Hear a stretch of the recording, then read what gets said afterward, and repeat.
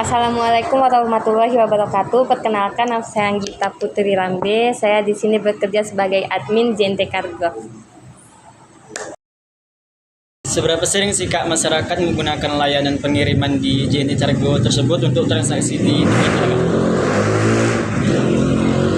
Termasuk cukup sering ya Bang, karena kita pun nggak ada liburnya dan masyarakat di Rantau Rapat pun lumayan banyak lah untuk ngirim ekspedisi di kita JNT Cargo. Kak, bagaimana persepsi masyarakat terhadap teknologi pelacakan paket digital atau tracking yang disediakan oleh JNT? Alhamdulillah sih nggak ada komplain sih Bang, karena memang kita kalau misalkan customer datang itu kita lacak ya sesuai, karena memang kita ada alurnya, jadi nggak boleh lepas dari alurnya itu. Memang dari sistemnya otomatis terlacak ya. Apakah masyarakat merasa terbantu dengan adanya fitur digital seperti notifikasi pengiriman, QR, atau RSI, Kak?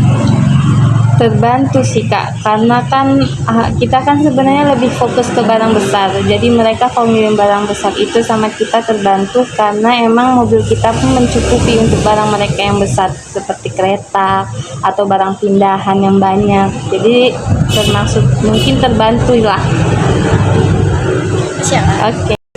Ada nggak Kak kalau masyarakat memahami cara menggunakan aplikasi digital JNT Cargo secara efektif?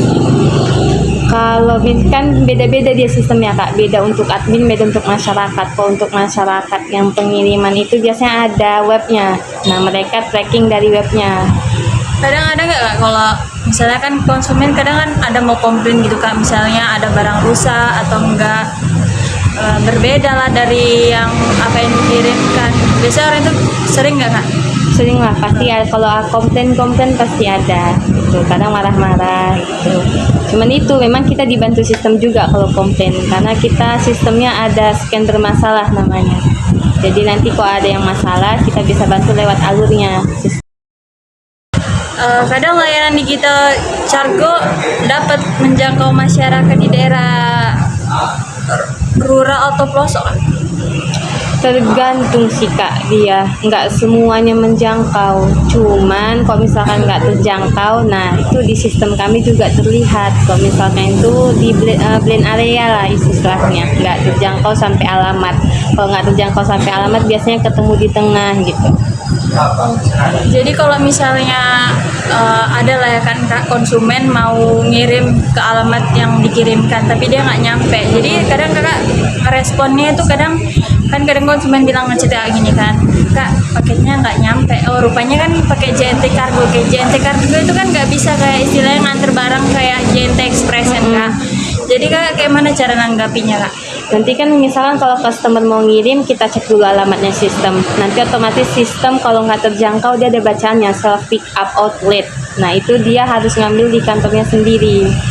Nah jadi kalau misalkan yang pihak penerima di sana komplain, kita udah jelaskan ke pengirimnya. Kalau misalkan sebenarnya dari awal sudah disampaikan bahwa misalnya paketnya nggak bisa sampai rumah, depan rumah.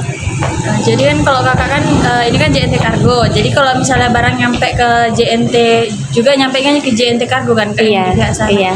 Kadang JNT Cargo itu dia mau nggak Kak kayak misalnya kan konsumennya bilang gini, Kak bisa nggak kayak dibantu biar nyampe barangnya ke daerah sini karena kan daerahnya pelosokan Kak.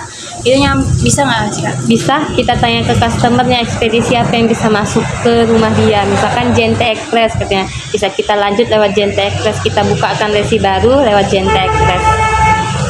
Udah.